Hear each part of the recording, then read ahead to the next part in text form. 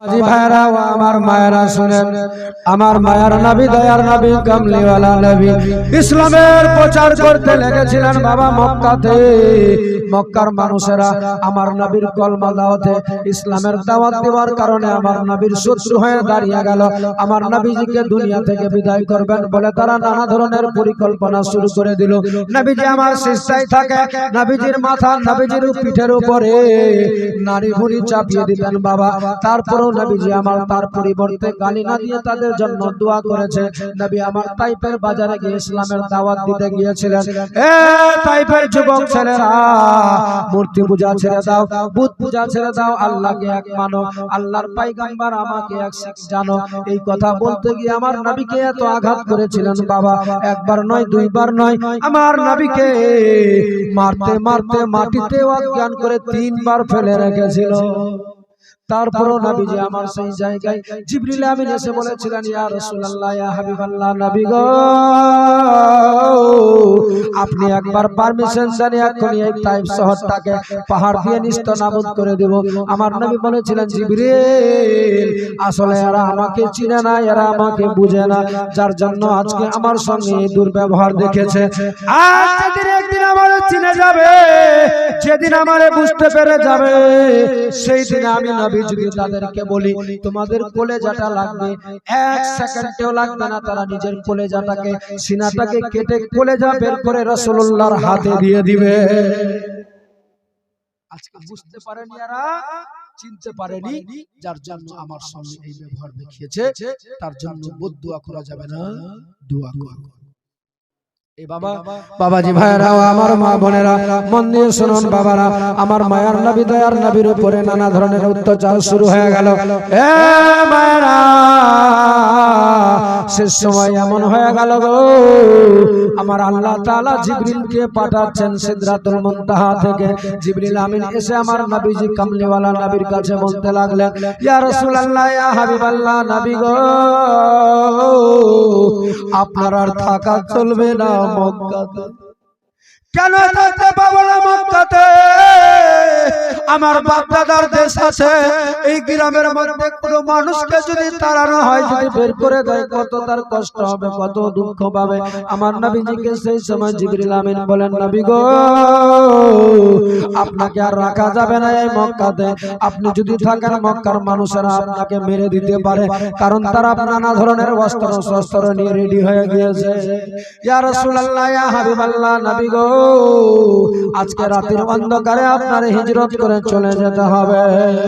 আমার মায়ার নবী, দয়ার নবী সেই সময় বলেছিলেন, আমি যাব আমার বাড়িকে চতুর্দিক দিয়ে কাফেররা বললাম ফারসা অস্ত্র শস্ত্র নিয়ে সব ঘেরাও করে নিয়েছে মারার জন্য। আমার নবীজিকে চতুর্দিক দিয়ে ঘেরাও করে নিল, যে আজকে নবীকে আর ছাড়া যাবে না, নবীকে দুনিয়া থেকে বিদায় করে দিতে হবে।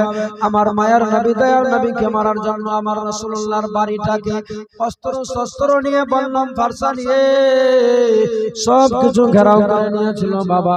কিন্তু দেখুন না, আমার নবীর সামনে জিবরিল আমিন বলেছিলেন, ইয়া রাসূলুল্লাহ, ইয়া হাবিবাল্লাহ, নবী গো তারা যতই থাক না কেন আপনি তাদের মধ্যে থেকে বেরিয়ে যাবেন। নবী আমার বলেছিলেন, কেমনি করে বের হওয়া যাবে? নবী তো সবই জানে, তারপরেও জিজ্ঞেস করে। জিবরিল আমিন বলেন, ইয়া রাসূলুল্লাহ, ইয়া হাবিবাল্লাহ, নবী গো এক মুষ্টি মাটি নিবেন আপনি, আর শুধু ইয়াসিন সূরাটাকে পাঠ করে আপনি চালিয়ে দিবেন।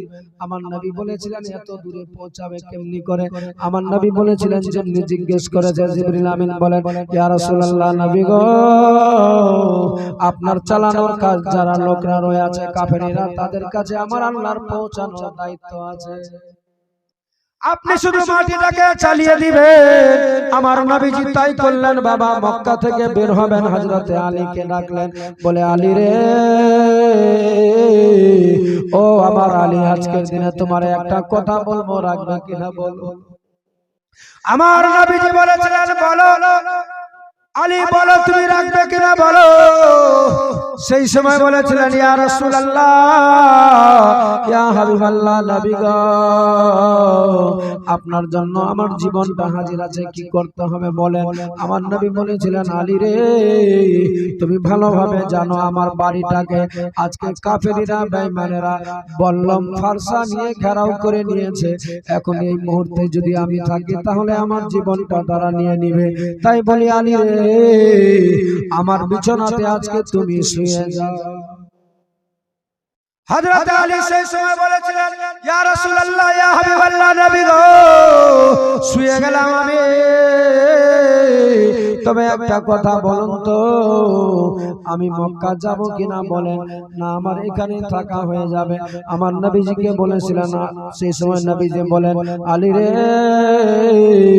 ওগো আমার আলী তুমি চিন্তিত হয় না, তুমিও চলে আসবে মদিনাতে। যেমনি আমার এই কথা নবীজি বলেছে সেই সময় দেরি না করে আমার রাসূলুল্লাহর চাদরখানা নিয়ে ওই চাদর বিছানার মধ্যে শুয়ে গেলেন। বাবা আমার মায়ার নবী দয়ার নবী একটা পুরচি হাতে দিয়ে দিলেন আবু ওই হযরতে আলীকে, বলে আলী রে এই আলী দেখো এই পুরচিটার মধ্যে সব লেখা আছে। মক্কার মানুষেরা আমাকে অনেক টাকা পয়সা অনেক সম্পদ রেখেছে আমার হাতে, অনেক কিছু আমার কাছে রেখেছে দায়িত্ব হিসাবে, আমি তোমারে দিয়ে গেলাম। সকাল বেলায় সবাই বলবে, অনেকে বলবে নবীজি সব নিয়ে চলে গিয়েছে, তাই আমি তোমারে দায়িত্ব দিয়ে গেলাম আলী সকাল বেলায় উঠে সবার নামগুলো ধরে ধরে সব মাল জাল ফেরত করে দিবে। নবীজি বললেন আলী শুনে নিলেন, বিছানার মধ্যে শুয়ে গেলেন। নবীজি বিছানায় শুয়ে গেলেন। কাফেরীরা চতুর্দিক দিয়ে বল্লম ফারসা অস্ত্র শস্ত্র নিয়ে দাঁড়িয়ে আছে। এ মুসলমান দেখুন কেমন ছিল নবীর সাহাবীর ঈমান। এ মা রাত্রে বেলা শুনে যান নবীর সাহাবীর কি ঈমান। আমার নবীর সাহাবী জানে যে এখন কাফেরীরা বেঈমানেরা চতুর্দিক দিয়ে আমার রাসূলুল্লাহর বাড়িটাকে ঘেরাও করে নিয়েছে, তীর তরবারি বল্লম ফারসা নিয়ে এক্ষুনি মেরে দিতে পারে। তারপরেও জানা সত্ত্বেও আমার নবীজির কথা শুনে আমার রাসূলুল্লাহর বিছানায় শুয়ে গেল। আমার সেই সময় নবীজি সেই মধ্যে থেকে লোকগুলোর মাঝ থেকে বিদায় হয়ে চলে গেলেন। চলে যাচ্ছেন আর সেই সময় আমার নবীজি যখন বের হচ্ছে হযরতে আলী তখন শুয়ে গেলেন বিছানার মধ্যে। কথাই হযরতে আলীকে রেখে দিয়ে আমার নবী যাচ্ছেন আবু বকর সিদ্দিকের দরওয়াজাতে গিয়ে আওয়াজ দিয়েছে। আবু বকর যেমনি বলেছে লাব্বাইক ইয়া রাসূলুল্লাহ বলে দরওয়াজা খুলে দিয়েছে। বলুন সুবহানাল্লাহ, জোরে বলে যেমন কেমন নবীর বলে সাহাবীদের ঈমান ছিল। নবীজি আমার দেখছেন, নবীজি বলেন আবু বকর সিদ্দিককে সেই মুহূর্তে দেখছি মাথার মধ্যে একটা পটলা নিয়ে দরওয়াজাটা খুলে দাঁড়িয়ে আছে। নবীজি বলেন আমি আর তারে জিজ্ঞেস করলাম আবু বকর তুমি ঘুমাও নাই? বলে ইয়া রাসূলুল্লাহ ইয়া হাবিবাল্লাহ ঘুমাবো কেমনি করে? গত 6 বছর 6 মাস আগে আপনার মুখ দ্বারা শুনেছি আমি যে আমাকে মদিনা এই মক্কা ছেড়ে হিজরত করে আপনার সঙ্গে চলে যেতে হবে। ইয়া রাসূলুল্লাহ ইয়া হাবিবাল্লাহ নবী গো আমি ভাবছি যদি আমি শুয়ে যাই হয়তো যদি আপনি এসে ডাক দেন, দেখা গেল আমার বের হতে যদি দেরি হয়ে যায়, আপনার প্রতি যদি কোনো জুলুম অত্যাচার হয়ে যায়, আপনার প্রতি কোনো আঘাত হয়ে যায়, তাহলে আমার আল্লাহ যদি আমার প্রতি নারাজ হয়ে যায় তাহলে আমার দুনিয়া আখিরাত বেকার হয়ে যাবে। যার জন্য নবী গো গত 6 মাস ধরে কোনো দিন রাত্রি বেলায় আমি বিছানার মধ্যে পিঠ লাগাইনি। জোরে বলা যাবে না? 6 মাস ধরে রাত্রি বেলায় আমি ঘুমাইনি। এই পটলাটাকে নিয়ে দাঁড়িয়ে থেকেছি দরওয়াজার সামনে। নবী কখন ডাকবে তখনই আমাকে চলে যেতে হবে যেন আমার নবীর কষ্ট না হয়।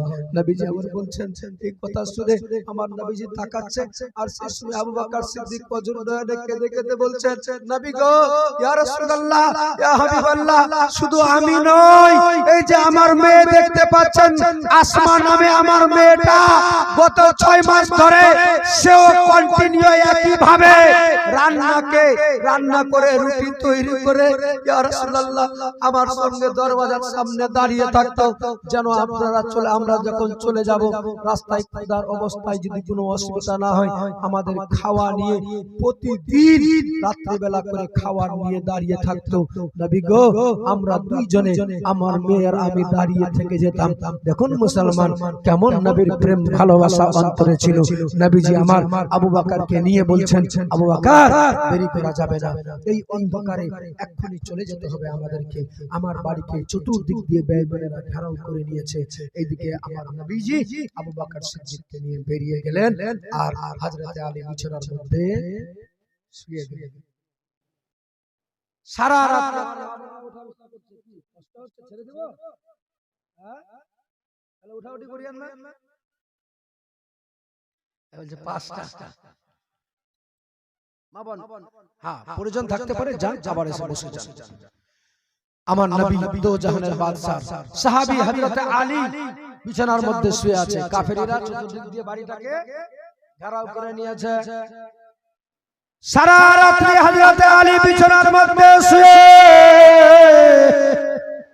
আর বেঈমানেরা আমার নবীর বাড়িটাকে ঘেরাও করে নিয়েছে। তীর তরবারি মল্লম ফারসা নিয়ে আমার নবীজিকে আমার মারবেন বলে, কিন্তু নবী নাই। আমার নবীর বিছানায় হযরতে আলী শুয়ে আছেন। তাদের তো জানা নাই বাবা, সারা রাত্রি কেটে গেল, ফজরের নামাজের সময় হয়ে গেল। আমার নবীর সাহাবী হযরতে আলী ফজরের নামাজ পড়ে আবার ওই চাদরখানা নিয়ে, আমার নবীর চাদরখানা পরিধান করে আমার নবীর বিছানায় শুয়ে গিয়েছে। এই বেঈমানেরা দেরি না করে সাথে সাথে দেখছে সকাল হয়ে গেল, এখনো কেন নাই, কেন বের হলো না, আর হয়তো আসবে না, চলো ঘরের মধ্যে ঢুকে যাই। ঢুকে পড়লেন বাবা বাড়ির ভিতরে। তারা ধৈর্য ধরে না থাকতে পেরে আমার নবীজিকে মারবেন বলে দেখতে পাওয়া যাচ্ছে রাসূলুল্লাহর বিছানাতে চাদর পরিধান করে শুয়ে আছে। কেউ বলে আর কোনো কথা বলা যাবে না, তাড়াতাড়ি করে তরবারি মেরে দাও। কেউ বলে না, আগে দাঁড়াও, আগে চেহারাটা দেখে চেহারাটা আগে দেখে নে। বলছে না দেখে না হবে না, আগে মার তাড়াতাড়ি করে। কিন্তু শেষ পর্যন্ত এই যারা উঠাউঠি শুরু করে দিল, বুঝা গেছে অনেক বেশি হয়ে গেছে। চলবে?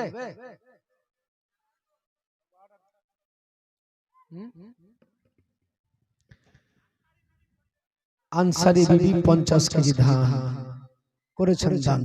মাওলা তার দানকে তুমি কবুল করে নাও, সকালে বলুন আমিন। একটা কথা মাথায় রাখবেন, যার শেষ ভালো তার সব ভালো। আজকের দিনে শেষ রাত্রিতে এতগুলো মানুষ আছে, কার দোয়া কবুল হবে একমাত্র আল্লাহ আমার ভালো জানে। অতএব আমরা একসঙ্গে দোয়া করে আমরা এখান থেকে বিদায় হব ইনশাআল্লাহ। আমার নবীর সাহাবীরা কেমন ছিলেন? হযরতে আলী বিছানায় শুয়ে আছে, কাফেররা গিয়ে চাদরটা যেমনি কিনেছে, দেখছে নবী নাই, নবীর বিছানায় আলী শুয়ে আছে। কাফেররা বলেছিল, ও আলী, তুমি যে এই বিছানায় শুয়ে থাকলে তোমার রাত্রিবেলায় ঘুম হয়েছে? আমাদের তো মন বলে তোমার এই রাত্রিতে ঘুম হয়নি। হযরত আলী বলছেন, ও ভাইরা, আজকের রাত্রিতে আমি যে ঘুম মেরেছি, যে শান্তির ঘুম মেরেছি, এমন ঘুম জীবনে কোনোদিন মারতে পাইনি, আর হয়তো পাবো না। হযরত আলীকে